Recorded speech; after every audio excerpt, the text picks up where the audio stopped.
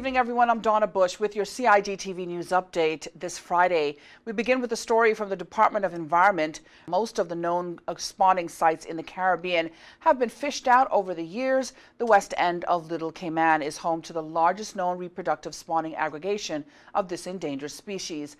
Mr. Croy McCoy of DOE explains more. I'd like to remind the wider public that the grouper spawning season has come to an end on March the 31st, which the season actually runs between the 1st of November and the 31st of March. But the regulations have found that no grouper may be taken within the spawning aggregation sites, which are all located in the eastern, western geographic areas of each island, and that there was no spearfishing or fish spots within 1 mile of the spawning aggregation area, grouper holes known as more locally. And we move on to now where that the regulations are that you can catch grouper in essence, you can, but there's a regulation that it cannot be taken by means of spear gun, and there is a 12-inch limitation on that, contrary to the 8-inch umbrella that we have for all species, basically in the Cayman Islands, except sprat and minnows for bait purposes.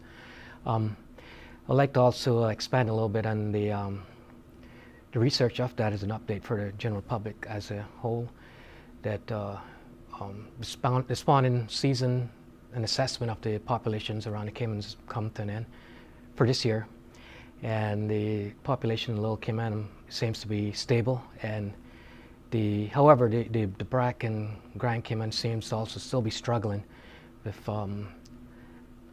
Little Cayman being stable around 3,000 fish, or 3,500 max, and Brac and Grand Cayman around 800-900 fish.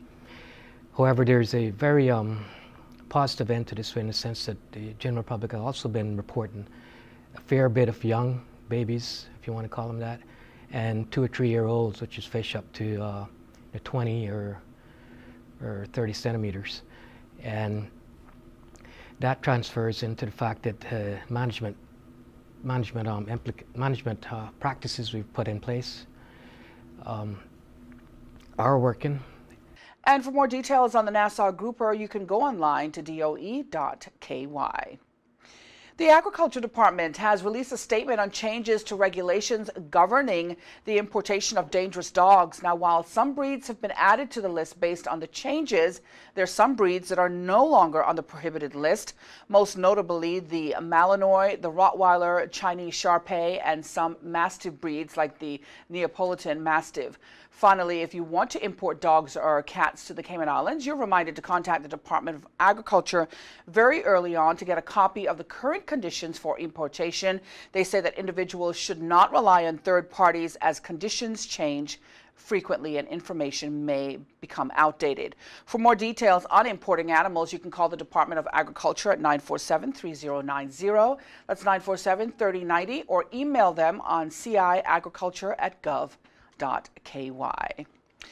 Well, today, Radio Cayman celebrated 38 years of being on the airwaves across the Cayman Islands. The government-owned station has many popular programs, including the Talk Today and Business Buzz shows.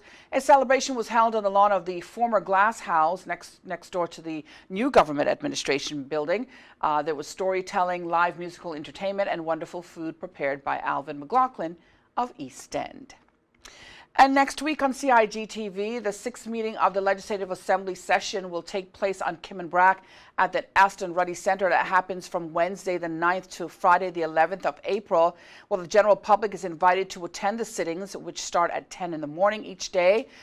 Dress code is business attire, which is very similar for attendance here on Grand Cayman. Again, you can listen to the live proceedings right here on CIGTV throughout the day and on Radio Cayman nightly at 7 o'clock.